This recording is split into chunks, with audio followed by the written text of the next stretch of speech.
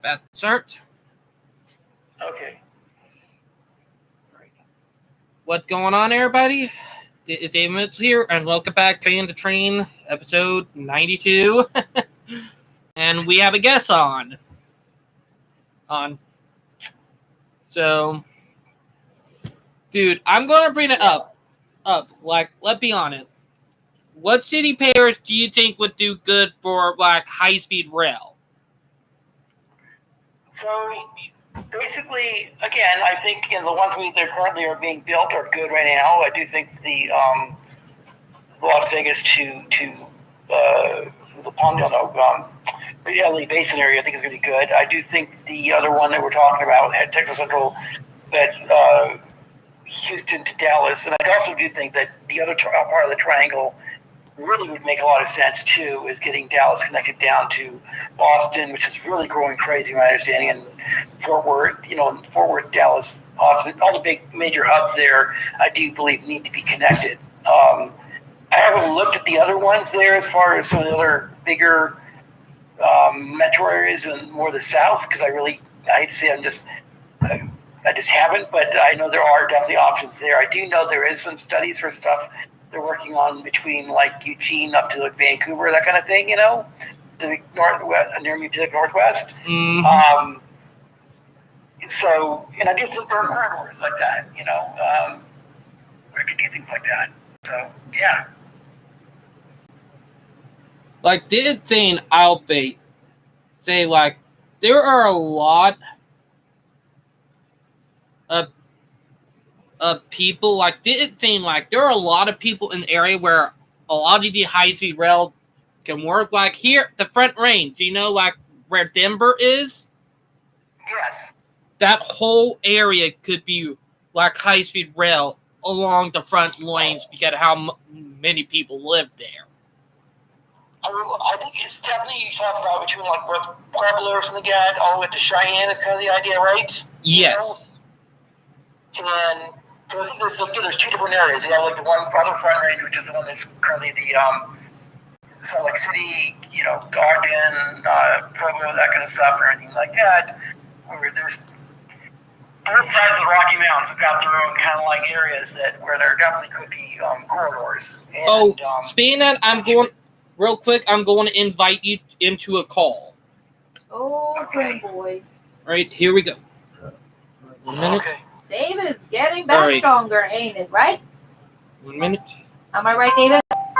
Mm-hmm. He cried last night inside. He cried like a baby. Saying 1 minute. His life got corrupted like a baby.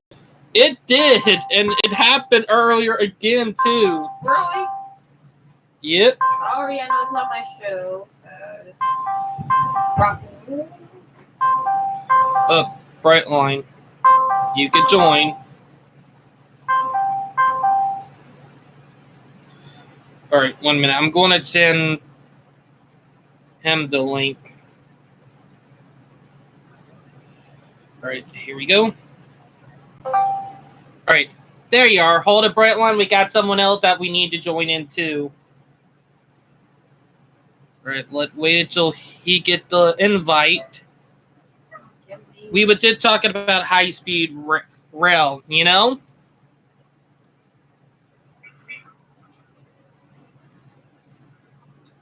But it did create... High-speed rail. I was actually watching some videos about the sheer size of the Japanese rail network. The thing's massive. I know. Like, it did crazy when you did think about it. It's not just the Shinkansen, but there's actually conventional lines, also metros, which are part of the rail line, the rail lines. All that is actually operated by JR East, JR7. Oh, I know. It did crazy. I know. So, who are you talking with anyway? When I just got, a fellow railroader too, but I sent him the invite too. Oh, I'm hoping. Okay. Oh, I know why. Oop. Ah, there he is. All right. Hey, Brian Monroe. Yep. Brian Mongo. There you go. Welcome. Okay, sorry, I just was talking to Crane anyways. I am anyways. Oh, that's cool. Hi there. Brian fan. Mm-hmm. Hello there, Brian Monroe. Mm-hmm. Yeah, Brian. Yeah, just Brian's fine. Basically, just Oh, I but see you're a real fan. Real fan too, huh? Yeah, no, I definitely follow the space, trains, transportation kind of stuff. It's fun to see what's happening or planning. It's fun to see why things are done the way they are, and trains are fun to watch. And I don't know. So I know trains are a Yeah, cool thing to watch. That I'm not going to lie about. Like, to be honest, what I'm going to say is that saying like railroading is cool and it's something we need. Like, yeah, I mean, again, I know this has been talked about before about mode share, but in the U.S. we do very well with freight railroading. Unfortunately, our debt bid for passenger rails, so we picked that one. But yeah, I mean, it's needed. I mean, I could definitely tell you. You look at the amount of freight that gets moved by the trains, and you can't just replace that with trucks. It just is not physically possible. There aren't enough drivers. There are just not enough trucks. There aren't enough infrastructure to handle that. So, yeah. Like, literally, we literally invest in crappy truck infrastructure. Like, good God, trucks. Like, to be honest, stop putting everything on damn trucks, Well, and, the thing was, again, when I was growing up, I mean, there were a lot more rail spurs, and a lot of businesses have a rail spur dock, where a lot of switching operations going. And again, we've made choices. I think wrong choices basically to get rid of those jobs and those rail line spurs to put a lot more stuff on trucks, for the last mile stuff. And the freight railroads, if the big class ones didn't want to do the switching work, which I totally understand, we should have done something else with those and made those in the short lines, something else. I know, like, we would have said, look, that one thing I'll be on it about is that it did crazy, Yeah, I mean, again, to look at what happened, I mean, when you look at the fact that there were all these spurs and a lot of actual options for transporting things not by road, it did help us out from the standpoint of not clogging up the road with a bunch of trucks, basically. And again, don't get me wrong, some of these truckers do a very good job of what they're doing, but it's still, like I said, when you make everything has to be a road transportation thing, it becomes a problem as far as the infrastructure. I know, and we cannot keep on doing it because here, and I'm going to bring that up. It's going to be brutal. If we get rid of our railroad and put everything on trucks, our country is going to go downhill. It will collapse like no tomorrow. Because one thing I could say we cannot tear up our rail system and build roads everywhere and say use truck and cars all the time. It will collapse our country. Even airplanes won't save it, My point is that we need to focus on our rail system. Bring it back up to state. You know what I mean? Sure. Bright Line fan. Yes. So your thoughts about stuff, because I don't want to dominate the conversation. Oh, to be honest, I have to be honest with you guys. The thing with car-centric infrastructure is lagging America as we know it. Mm-hmm. It's been since the interstate highway system was first introduced in the 1950s.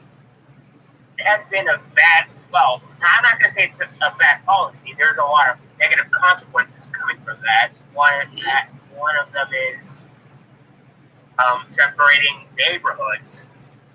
The other one is creating no man's zones. Mm-hmm. And that's something I'll be on it that our country have a problem with. Like, literally, there are rail systems that did way better job than, bus rapid transit and cars ever could have done, Sure.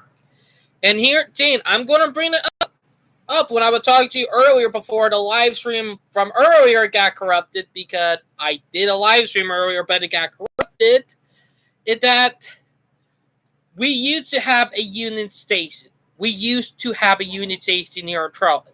That was burnt down to the ground by arson in 1972 and covered up. They forced the passenger service to go over to the North Charlton Station within a terrible area. Am I right, Brian? Am I right, Brightline? Yeah, you're absolutely right.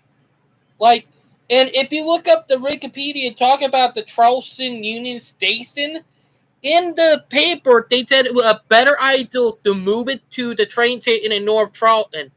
No, it ain't. That was a dead giveaway that was a lie and that was a cover-up, Dead freaking giveaway. Because if you're running a passenger train system or like a commuter rail system, you want your main station, your big station, to be in the downtown area. Am I right? Correct. That's absolutely correct. And that's kind of the point that we look at what, obviously Brightline fan would understand that, is that what Brightline's doing is, they're having the last mile stuff, they're taking care of that with shuttle vans, right? Or cars, or whatever, And that works to a point, but obviously that's sort of a band-aid upon a situation where you should be able to walk. I know. To your destination. It technically Band-Aid on car infrastructure. It's technically called the Transit Band-Aid, is what it called. Right. And it's stupid when you think about it. But here, Zane, and I'm going to bring that up, is that, and y'all probably going to agree with me on this, is that cities that still have their main train station, like their main Union Station, actually do better than the cities that do not have their main train station. Like, don't get me wrong, Charlton is still doing good, but our train station is about 20 to 30 minutes from downtown Charleston. You literally got to take a 20 to 30 minute drive in an hour to 2 hour bus ride, Like, literally, it takes almost an hour to 2 hours if you get the buses without traffic to make it from downtown to the station and vice versa. Okay, and I'm just looking over the station's at now, and I can see that, yes, North Charleston, yes. Like, and that definitely doesn't look like a very inviting place. Yeah, look, you got two rail yards. You got two railroad diamonds. You got two railroad diamonds. And honest, was there a reason why? And I assume the answer is CSX, but they couldn't do something by East Bay Street or something. Yeah, it looks like they could have. I see train lines go down there to East Bay Street. They could do something down that direction, it looks like, anyways. I'm just seeing, tracks that go down along that area there. I guess CSX is not allowed to do that. I'm not sure it's Class 1 track or... It's both Norfolk Southern and CSX, because that area where the CSX and Norfolk Southern meets up, and both of their lines go all the way down through North Charleston, and CSX line in right before you get to downtown Charleston, and the Norfolk Southern line ends at the port in downtown Charleston. Right. And the thing is that both of them are probably going to be sharing it in the next 2 years, because they're building a train line to the Volvo plant up there in Monk's Corner. So CXX going to have an auto train that go from there to the port and one down to Savannah and back, you know? Okay. I just bring it up because I see a rail line going down there, which will get you closer to downtown than being all the way out north. I don't know if this. I'm looking just. I don't know the areas of the map. So the Mazik, Raggedboro, or something like that, Asenboro area kind of thing. Looks like that would be closer to downtown kind of thing. Even if they had to add some sightings or something, or I don't know. It just feels like it wouldn't be the right of way's there. Let's just say, So. I know, and here kicker, they actually did have planned to build a commuter rail line from downtown to Summerville, South Carolina, and get what happened. It got shot down to the ground, and they said, "Oh no, we don't need to do a commuter rail system.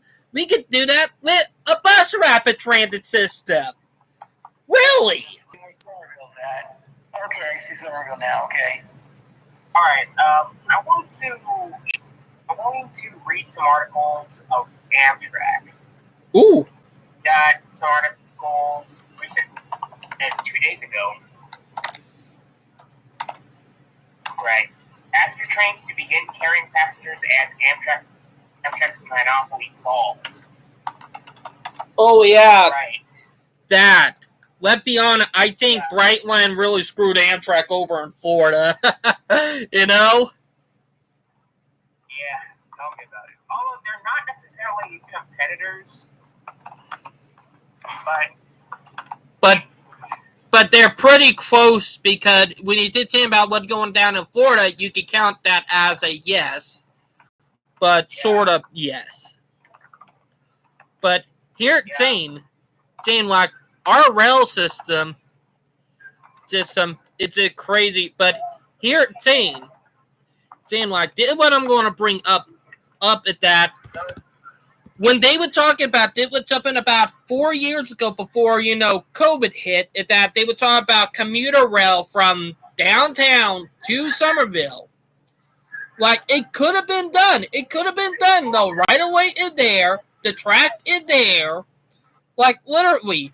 The only problem is that the people outbid them for the project. And the thing is that instead of doing the project, they said, "Nah, we could do this with bus rapid transit system on one of our roads," Here's another question for you. This Route 26, it looks like you see a rail line that went down the kind of corridor down to the downtown, kind of like either underneath the freeway, I guess, That's what the old downtown station was, right? Yeah, like downtown Dayton ended right there, right near the College of Charlton, and right where the visitor center is. Like, the visitor center, thank you. I'm just trying to get my bearings there, Because that whole area, you've been a Union Station, like, you've been a 6-track platform. 6 tracks. Wow. Platform, meaning it got about a lot of trains per day. Like literally, a 6-track platform can be pretty busy. Like, right, so I can see it looks like it's best for a train museum. Okay. Yeah, right. That where the train tracks used to go. Gotcha. Like, okay. It's crazy. Yeah, just trying to get to an idea of where it actually was. You know what I mean? So. Okay. Like, do you see how centered that area is? You can't even build the tracks back there because there's too much damn development now. Well, true, but I mean, again, Now, if we do want to build it underground, we're going to need to get the Dutch. Because, let's be honest, the Dutch, they know how to build train systems under the water table. Let's not forget that. Yeah. Or... Oops, sorry, you can say what you were going to say. I don't think you need to go underground. I mean, I think that, I'm looking at the back alley area there, basically, and, if they did something there around Spring Street or... something like that, the trains could come down to the area there. It looks like there's just some parking lots, that kind of stuff. That's not a big, deal there, based as far as. Oh, goes. yeah, So, that's true. That is true. I see you are moving the storage thing. I'm just saying that would be an easy. I've been in that area multiple times, so I know if they do it like that, it gonna be hell because the NIMBYs are going to fight back. Well, I'm just saying, as far as talking about as far as eminent domain type stuff, that would just be. I mean, I feel bad for the old guys, but then again, I also feel like they could have. They don't necessarily need to be exactly there, or some deal can be made with them or something, to move their business just a little bit different area, but yeah, it feels like you could get close to where it was. I just don't. Yeah, I agree. I don't see it getting all the way back to where it was because I think you're right. Things have been built up there. I can see there basically. Now there is a different area, and it right before you get right where Meeting Street is, right where the market is. Like if you look where market area is, there is a big cruise ship terminal, and there are the old abandoned tracks that are still intact that go into it. It's the cruise ship terminal, and here at Dane, even though it right along the waterfront, it right there in the historic district, right where the tourists come in. That would be that would be even closer into the city and on the city side, the main city. Right. And that would bring in tourism left and right, Like sure. Because there are already tracks built there. They're still intact, actually. Like literally, they have a local even though it's owned by Norfolk Southern, the train that go down there are run by Palmetto Rail. And the tracks go all the way to the port right there by the cruise ship terminal. And right there before you get to, like, the market, the slave market and all that, and what they call it. That area, all you have to do is to lift the tracks up above ground and make a maybe 3 to 4 track platform for DMU service. Have that go all the way down, connect up to the NS line, have station all along, have it connect to the Amtrak station in North Charlton, then have it go back onto the NS line, connect to the airport, and then head all the way to Somerville, where it will terminate, Yeah, no, I see that. Yeah, so the airport there, yeah, exactly. Yeah, I'm looking at the area, Like, it would connect everything, and it would be better than a rapid bus transit system. It would be way better. Our city is being done dirty because they actually wanted to go with the cheaper option. Here at Printing, I'm going to bring that up. Buses are maybe cheaper up front, but in the long run, they are more expensive. Commuter rail is more expensive up front, but it's cheaper in the long run. It's easier. When it comes to long-term efficiency, the train is actually much more cheaper in the long term. It might be expensive in the short term, but as soon as you get the rolling stock running and get all the tracks being laid out, it's pretty cheaper. That is so true. And here at Zane, and I'm going to bring it up, is that they are planning to move the CSX Intermodal Train Center, like where they put a container on the trains. They're moving that to the naval port. They're planning to move that to the naval port, so that area near the Diamond, they can put the tracks right through there to connect up to the Amtrak station. Then they can connect to the branch line from the paper mill to get back onto the NS line. And here's the other thing when I say about that, once they do that, they can actually have a Y right there and go underground because they're going to have to build the track to the airport underground, So, okay. I mean, yeah, if you say so. Because I looked at that area. I've been in that area in real life. Like, I actually rode around that area. And all way you can get the passenger terminal connected up with passenger rail is by building the tracks underground. There's no way around it.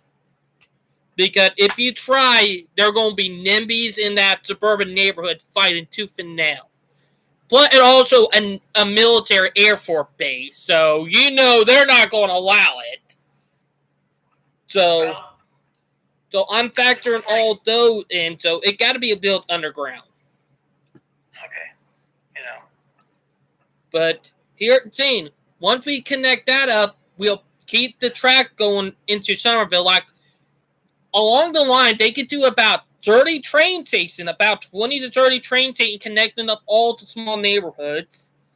But you know what I mean? Yes. It would be perfect. If y'all know what I mean. But, yeah. There are multiple options. That's the thing. So. Mm-hmm. It would give people more options, you know? Sure. But, yeah, I do have extra phases that would actually improve even better and connect more area Charleston up. But that would take even longer. The primary focus would be from downtown Charleston to Somerville with the Amtrak station in the middle and the airport connection.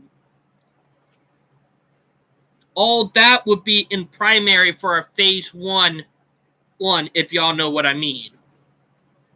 Sure. Now, I will be honest, when Brightline open up later on this month, you know the airlines are going to crap their pants. Why?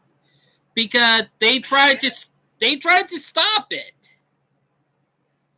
The stuff I saw, here's the thing. When I saw basically a report, again, a video watch, did talk about some shenanigans between Walt Disney and some of the other people there in the Orlando area that are reason why they only got all the way to Orlando and didn't go all the way to Tampa, basically, yet. I'm going to say yet because I do believe they actually are going to get all the way to Tampa eventually. Just they have to sort out some alignment issues going west from the airport, Now here, Gene, have you ever heard of that anti-rail group called CARE? No, but wouldn't surprise me if there was. There was. Back in 2014 through 2016, the area, and it was from the retired CEO of United named Kurt Ramble. He paid over $1 million to an anti-rail group in Florida to try to stop Brightline. Well, what I did hear also about, which is interesting about Brightline, was they had plans to do actual real high-speed rail, not this, only 125 thing, and only in special sections. But again, there was a lot of shenanigans going on, and people went back and forth about what kind of rail they were going to get. And, well, they got what they got, which is a non-grade separated, mostly non-grade separated railroad that runs at a certain speed. And, I'm glad they're getting what they're getting, but I definitely don't like some of the bridge closings. They have the issues there with the Coast Guard and everything, with some of the boaters. Some of them want to get in and out of their things, their access. Oh, speaking of that, I talked to a NIMBY who live in that area, went to my workplace, because I work at a Walmart here in Charleston. And saying it, I actually ended up talking to one, and good God, the person who I talked to, he was entitled. He was so stupid. He was the type of guy that you would imagine that lived in a suburban neighborhood. Technically, he was probably from a suburban neighborhood.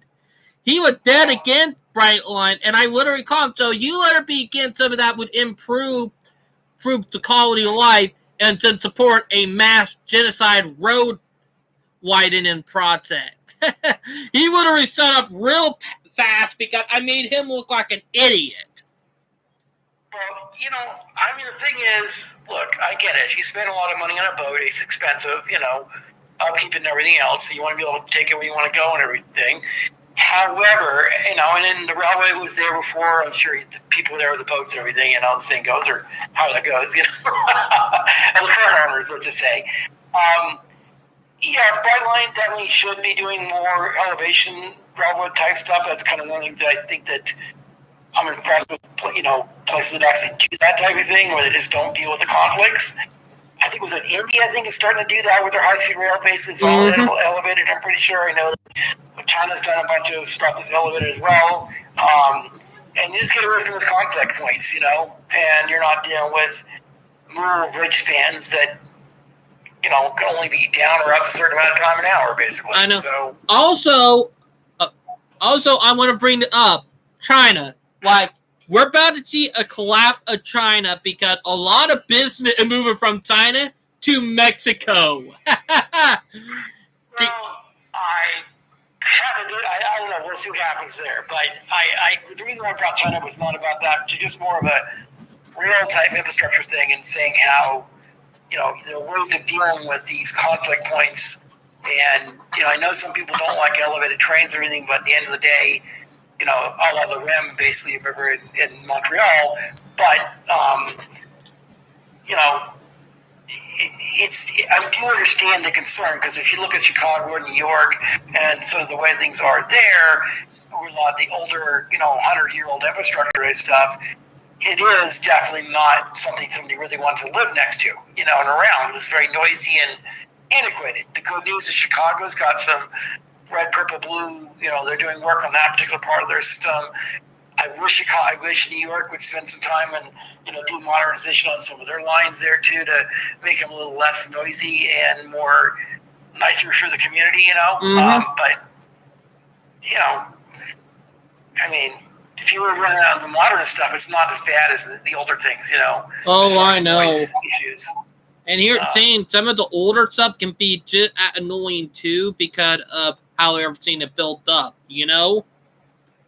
Like, well, it requires a lot more support. It's even like the catenary stuff, same thing. Modern catenary is a lot less spans, a lot less, so it can be a lot, I won't say pretty, but definitely can be a lot more, visually less intrusive, let's just say, than older, the words we used to string the overhead catenary lines, the systems anyway. So, and again, it just gets down to people. Technology. Which I get it. Hey, Brightline, Brian, my wife Val wants to say hi. Hi. We got to see her. I just was not looking at. Okay. My wife, her name is Val. I got her into rail fan and train watching. Yep. And she full-blooded Filipino. Or Yep. technically might have a little Chinese in her, but David, amazing. why don't you tell them my favorite train, locomotive? All right, I'm thinking. 1 minute. The Filipinos, I've seen ones that are sort of Chinese, some of them more Hispanic looking. So there's definitely a difference. Some are shorter, some are taller. There's definitely lots of different. And it's 9,000 islands like in the Philippines, so you definitely got a lot of diversity of. Oh, I know. My wife, with her being Filipino, she ride the transit system there in the Philippines when she was still living there. Heck. That's in Manila, right? Yep, Manila. But here, the Philippines used to have a whole rail system. Now, they hardly don't have one at all. Yeah, it's sad. I mean, you look at Vietnam, and they have an okay, they have some trains there in Vietnam, but Philippines, no. I mean, Jakarta and different parts of the world, it's interesting to see how this stuff works out, but yeah. Also in the Dominican Republic, we used to have a rail system. Well, not a rail network, but we have some trains here. Now we have no trains and no rail network. Well, I'm asking Mr. Brightline fan what kind of area you're in, because I can let you run that, but basically just kind of, you're talking about, I'm actually from the Dominican. I'm in the Dominican Republic. Oh, you're Dominican. Oh, DR. Okay, gotcha. Okay. That's cool. Mm-hmm. Hey, I'm going to bring there is some trains here. There is some trains here in DR. The problem is that we don't have a railroad network. Right. The trains that he's talking about are trains that haul, like from the sugarcane farms. Am I right? Right. Yeah, exactly. But most of the locomotives in the DR are built here in the U.S., and they're narrow gauge. Am I right? Oh, cool. Mm-hmm. Heck, here, Yeah. here's something I'll bring up is that Hawaii we used to have a rail system. Yeah, it's sad. What just happened with the Honda and everything. That's a sad situation that happened over there. But they do have the hard thing they just opened up, so that's a positive thing, you know. Well, do you remember the Sugar King Express in Hawaii? The town it was in what one that got burnt down. Yeah, like I said, that's very tragic. I know that was a nice little line. They finally got working and we rebuilt it, and you know. They were rebuilding it as we speak, and now it's gone. It's gone, you know. Here's the thing. You saw what I guess what Australia did with the zigzag railroad. They had that fire and everything else. I mean, I don't know. There's always a possibility of rebuilding stuff. Let's just say, you know. I know. Certain things can be rebuilt there. And maybe if it's not there, it could be built someplace else. But I could say definitely, hopefully, you know, because there's enough narrow gauge, you know, equipment laying around at different places that you could take and you know. Get from like Carlos and Toltec, you know, and people like that have, you know, other, what was it, Skagway, basically, the Skagway Railroad, you know, they're doing narrow gauge little thing up there. And you could have new build stuff. I mean, it doesn't have to be old stuff. It could even just be brand new stuff built, you know. And if you want to have like new cars, but if you want to have like a steam engine or something like I said, there are enough narrow gauge steam engines out there that you could, you know, get something to run, you know. You know what's sad? They're still finding bodies. Like, they're still finding bodies. That is sad. Yeah, I heard there's like 2,000 kids that are missing and things like that. So I don't know, man. It's like, it's pretty tragic what's going on over there. Well, you know what caused the fire, right? It wasn't an electric company. Incompetent electric company that refused to replace its infrastructure. Mm-hmm. Well, I mean, you live in California, and I can tell you, you know, there's been fires. I mean, PG&E, based in California, in San Bruno, caused some issues with some things there, and then they also had some fire that happened not too long ago again. So they've had some issues, let's just say, causing fires there themselves. Some electric companies definitely are not as competent or well run. I will say, I'm just saying from my perspective. I don't know firsthand knowledge of, you know, all the stuff. I'm just saying stuff I've read. And yeah, as far as what's happened over there, that's the tragic situation. No question about that. Hopefully, you know, things work out. I know it's going to take them decade to rebuild that town, you know. Yep.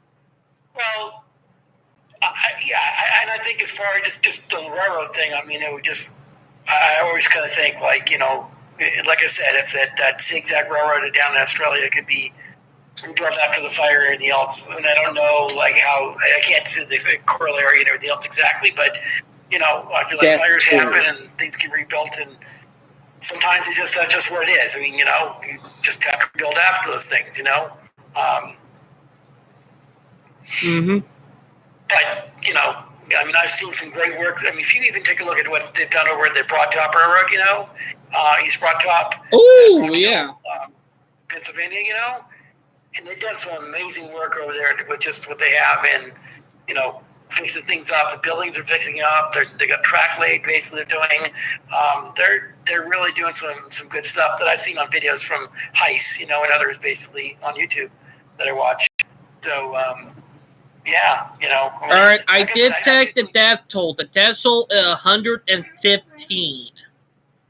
Right. That's pretty bad. I'm not gonna lie. No, it is. It is. Heck, I remember the Joaquin tornado back in 2011. That thing killed 150. Ugh. Yeah. I remember that day like no tomorrow. And then I remember Hurricane Harvey because that made landfall on my birthday with August 25th. Yeah. We got another hurricane to worry about. It's in the Atlantic Ocean. Its name is Hurricane Lee. I think I mentioned you about that. Oh yeah, you did. Hurricane Lee. That's, Well, yeah, not it's hitting in the me. middle of the Atlantic. It not hitting me. It going up and it probably going to hit Maine. At what it probably going to do. Probably Canada. It We'll did. see where it goes. Yeah, we'll see where it go. But let bring up Brightline again because I am really looking forward to when Brightline gets started that month because Yeah, me too. it will be a game changer because when people go down there to Florida and take Brightline, they're going to be demanding that in their state, you know?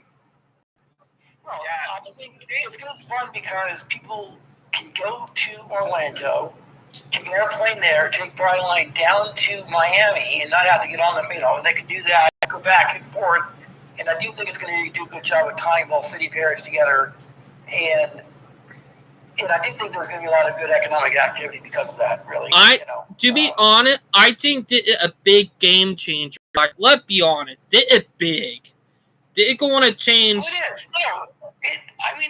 Look, I do believe that Fireline's doing the right things, and that ultimately, with the correct management of seasons the way they're doing, that they're going to have some very positive outcomes, and hopefully it'll be different than the auto train sort of situation, and they actually will make it to be successful and not, stumble, let's just say, and they can actually make the stuff work, Let's be honest. I'm going to take it.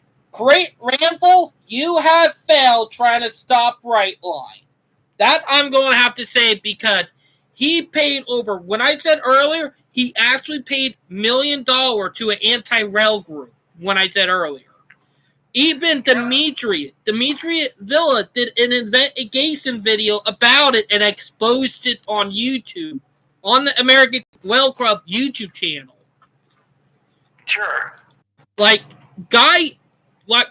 is badass when you realize what he have done. He also got 3 corrupted officials removed and put in jail. Crazy. Yeah. Ugh. We got a fourth one that was in Miami. That's Miami. Oh yeah, that one too. You just gotta love knowing people who take down bad people, Anyways, it's getting later here. I'm gonna get myself some dinner. So. All right, later, Brian. You guys later, okay. Later. See you guys. All right. Let me and Brightline still talk. All right, Brightline. Yes. Let me bring it up. Have you been hearing what's been going on in China with a lot of businesses leaving China and moving to Mexico? Have you heard about that? I've heard about that. I've noticed the trend a couple of days ago. Dude, I even sent you a video talking about it here at Teen. It's going to really screw over China because we can officially say that China will be dethroned in the U.S. anytime soon, China is having its own problems right now. Oh, yeah. There's a lot of mass censorship, government cover-ups happening over there, corruption, scandals from the CCP even. Oh, I know, dude. We're seeing the end up to CPE. We're seeing it. We're seeing the end of it coming, It's going to be the end of the People's Republic of China, but we don't know. We don't know when, but we know it's coming, It's coming in our lifetime. Literally, we're going to see the collapse of China in our lifetime, I mean, if China collapses, then North Korea would have to collapse as well. Oh, yeah. I'm already changing it. One China collapse, let North Korea going to go with it like a sinking ship. Yeah, there are some communist republics that have never. I bet that there's going to be no existing communist nation by the end of this century. I have to agree with you on that because we're seeing the collapse of Russia slowly but surely because of the war in Ukraine. We're seeing that happen. then with a lot of people, even Chinese people moving from China and businesses not wanting to make business with China anymore, we're going to be seeing the collapse of China in probably in the next 20 years or so. And India is now bigger than China, with population. We might see the rise of India the next decade or so. Yep. So I'm fine with India and Mexico becoming superpowers themselves and screwing over China. Like, I would rather have them than, China, because screw that communist BS. Am I right? Exactly. Although they have a great high-speed rail system. But that is true, but I guarantee we're probably going to see China break up in multiple countries by the end of this century, Yeah, I can see that happening. Like, I can see, yeah.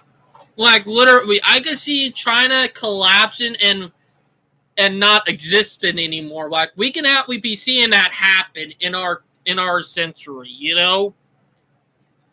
Because, Exactly. Yeah. and here it's saying it was the COVID virus that screwed them up, Tell me about Like, literally, everybody was saying that China was going to dethrone the U.S., and then next thing you know, COVID hit.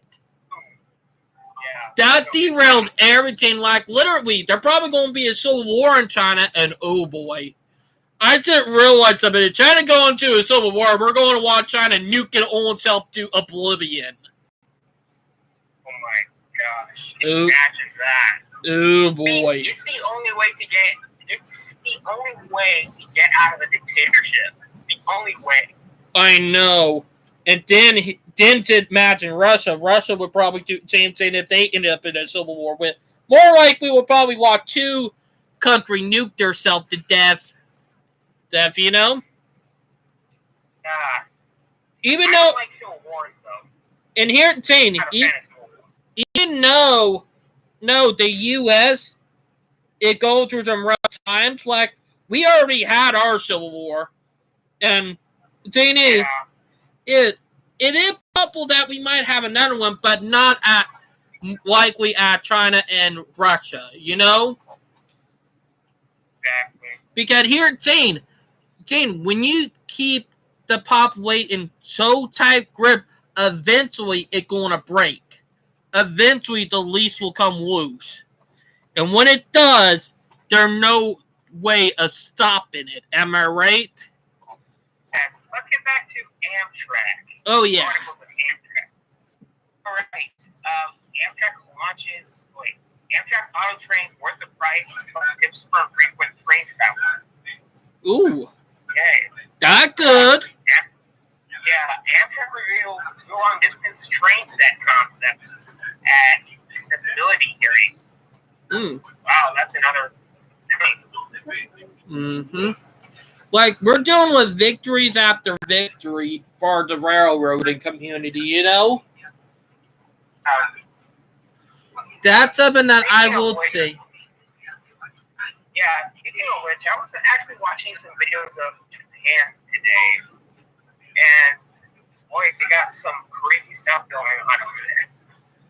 That I actually have to agree with, I mean, this afternoon I was thinking about how it took an entire world war for a country to rebuild itself. I know. And funny thing is, that country built itself even better than it was before.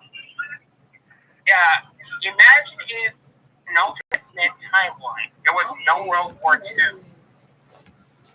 If there were no World War II, we would have probably succumbed to car culture. Like, car culture would have won if it went for World War II. I mean, it would have been, in Japan, things would have been different. The culture that we know of will not exist in that alternate timeline. Like, it did crazy about I'm job taking to bed. Sorry. Yeah. But here it's saying, like, China have given a high-speed rail. It have shown the world that rail still have a place on it. And saying is that rail not going anywhere, you know? Am I right? Hey. And Oh gosh, we got a lot of things going on CSX. Where should we start? Okay.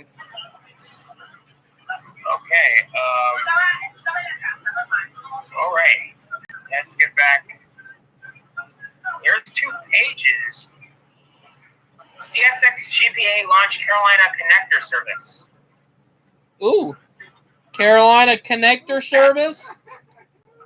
Yeah, that's the CSX and the Georgia Ports Authority that will launch that current service that would actually serve the Carolinas. Oh, an intermodal facility. That right. Yeah. CSX workers at... Oh, sorry. All right. CSX workers at site of damaged rail lines near passenger station in Connellsville. Ooh. All right. There's another. All right. Okay, about that intermodal facility that I just mentioned. I think that would actually benefit the states of North Carolina and South Carolina. Yep. Hey, they're out planning to build another intermodal facility down near Savannah on the South Carolina side of the river, you know? Bright line. And here kicker. They're outly going, when I was talking about the old abandoned Charlton to Savannah line, they're outly going to use a part of the old line.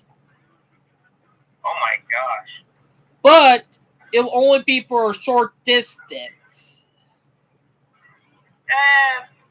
But we still need that line though. Either way. I know. Problem is that line could have been used for high-speed rail from Charleston to Savannah. It was so fucking straight, you could have did 180 on it. Yeah, that is so messed up. Like, literally, we had a high-speed rail system track, like, in our backyard here in South Carolina, and we decided, nope, we're going to abandon the line. Just like that, because it was a freight line, you know? It's just like that Mark Sanchez butt fumble against the New England Patriots. I know. Gosh. I mean, once you fumble the football, there's no going back. Have to recover it. There's no going back. And that's what they did. Now, the line, like, the amount of suburban wasteland, like, out on the old line is ridiculous. Like, I've been looking at the old line from Charleston down to Savannah. You have over 100 suburban development on the old track right away, you know? You can't even rebuild this back even if you try. Oh, I guess we got a new CEO from CSX. No, COO from CSX. Sorry.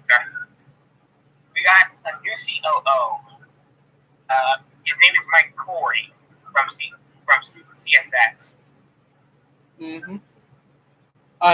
To be honest, at least they have that new guy in with it actually improving CSX, you know? I know. Also, here's something crazy. Norfolk Southern and CN are actually made a deal. Oh, I've heard about that intermodal deal that they just had. You know why they're doing that, because of KCCP. Yeah. Or exactly KCCP. CPKC. Yeah. It's so hard to say, you know? Oh, gosh. Like, is CN a crappy railroad? Because I know Norfolk Southern is, but is CN the better railroad in this option? No, CP is better than CN. All right. And most people don't realize that. But here, saying that, and I'm going to bring it up, is that I or not do not, but I actually know the reason why they're doing it because it's that Class 1 merger, you know? I see. It's actually, they're doing it because of that. Let's be honest, we all know the real reason why. I know. Heck, We all know that. like, even BNSF and Union Pacific, two sworn enemies, are trying to work together against it because, let's be honest, KCCP have line from Canada all the way down to Mexico. So, they feel threatened, you know what I mean? Oh, looks like we got a new Union Pacific CEO. Oh boy. Let's hope he fixes everything and stop trying to cut corners like you know who. Alright, CEO. This CEO is prioritizing safety and efficiency over sweeping cost cuts. Oh! That always sound good. I mean, that is actually pretty good to a badly needed railroad like in Pacific. To be honest, hopefully with this guy, that they can, say, nah, we're not doing a one-man group because this guy is probably dead against it. Am I right? Maybe. Hopefully, but it did crazy when you did think about it, but yeah. But starting with the railroad crossings first as well. Mm-hmm. That's pretty good. I know, but its growth formula at Union Pacific, Great Safety Plus, operations and service excellence. It did crazy when you did think about stuff, if you know what I mean. But yeah. Oh, this was actually from 2 days ago. Federal Railroad. Ouch. Oof. Well, fries up. I'm not surprised at that. No. Regulators blasted Union Pacific for running unsafe trains. That's probably the reason why they removed the old CEO and now they're having a new one. That's what they did. It did crazy when you did think about it. I mean, there's going to be a major shake-up in the Union Pacific Railroad. If they do the thing, if they play their cards right, I'd actually get a redemption arc. To be honest, if that happened, what will make that redemption arc even better if they reopen the Tennessee Pass. You don't know if that's going to happen or not. Who knows? We know it's going to happen eventually, but we don't know when. Because think about it. It's a bypass where you don't have to go up to Denver through the Moffett Tunnel. It's technically a bypass when you think about it. You know what I mean? I know what you mean. Having the that tunnel is actually one of the. What about the Moffett Tunnel, though? Like, the Moffett Tunnel, even though the Moffett Tunnel route is good, you need a bypass where trains don't have to go up to Denver and then over through the Moffett Tunnel. Like, if they're coming from Texas, don't send them up to Denver. Send them through Tennessee Pass if they're heading up to, like, Seattle or Nevada, or not Nevada, but Utah, if you know what I mean. That's actually the most scenic route in America. From Denver all the way up to Utah. I know, and here, Jane, the other thing I'll bring up, like, the line, like the Tennessee Pass, if they reopen that, they're going to have a scenic line all the way.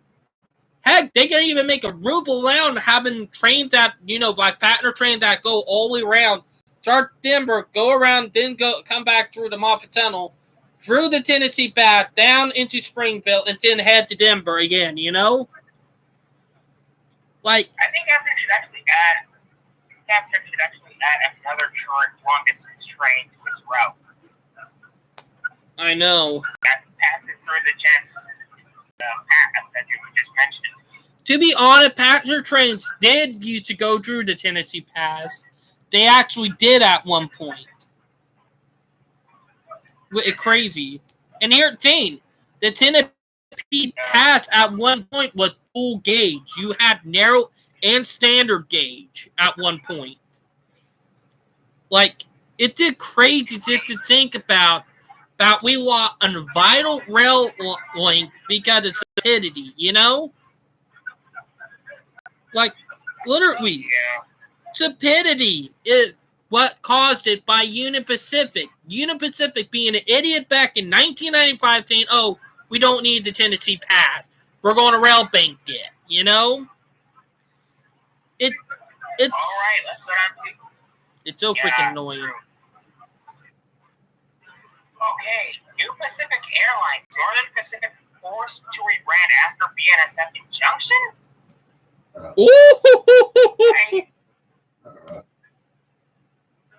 Ooh. Seriously? That is juicy right there. Alaska? Made to rebrand. Hey, why though? The Northern Pacific? Oh, I see where this is going. It was a Northern Pacific Railroad. Yeah, that's the funny thing. And because but BNSF owned the property to the name. It's understandable.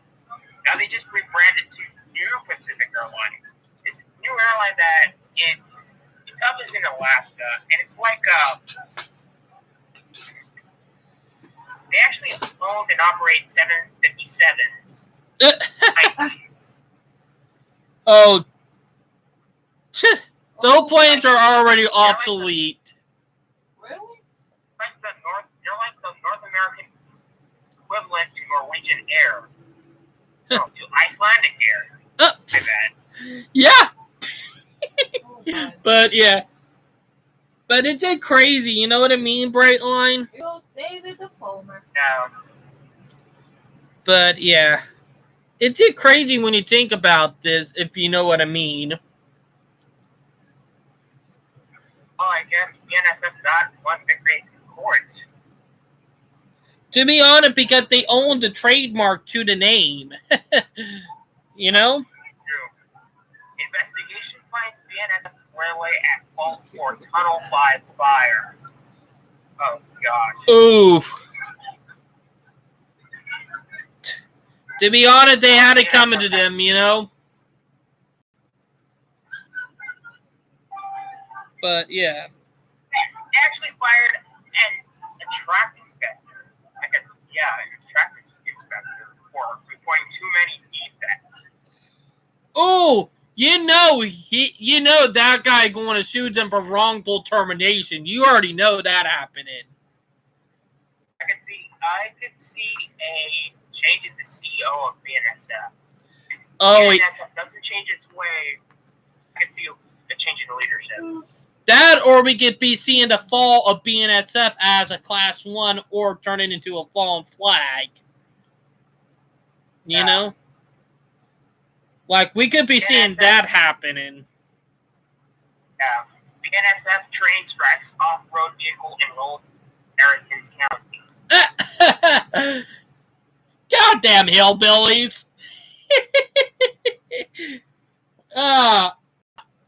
If it off-road vehicles... We got a Coke for you, Last. You can take the last bits, because you're awesome. It struck vehicles side by side. It was like a...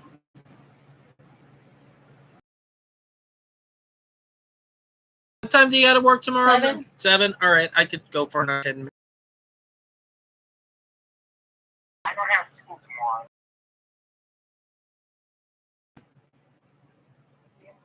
Yeah, I don't. So... Alright, so I know what day I'm able to live stream with you on now. You know? I know. Yeah. Tuesday night, I guess. But here, Dan, I am looking forward to, everything that's about to happen. Like with Brightline and all that Texas Central not being saved. Like that, I'm looking forward to. Oh, shady husband. I wonder when Texas Central is going to mean, there's some people from Japan who wants to ride this system in Texas. To be honest, when it happened, you know the airline won't be able to stop it once they start building. Really? You know? Oh yeah. Now, what? That is the.